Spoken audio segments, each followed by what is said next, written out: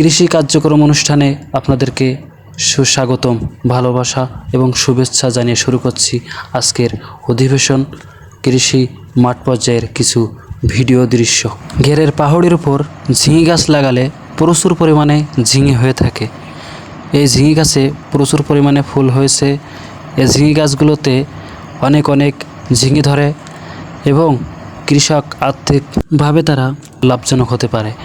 পাশে যেগুলো দেখা যাচ্ছে এগুলো হচ্ছে ঢেঁড়স গাছ। ঢেঁড়স গাছও প্রচুর পরিমাণে গাছগুলোতে ঢেঁড়স হয়ে থাকে এবং এই ঘিরে চতুর্পাশেই বিভিন্ন রকমের ফসলের গাছ রয়েছে, যেমন কলা গাছ, ঝিঙে গাছ, উচ্ছে গাছ, ঢেঁড়স গাছ, পেঁপে গাছ, এছাড়াও অন্যান্য শাকসবজিও লাগানো হয়ে থাকে।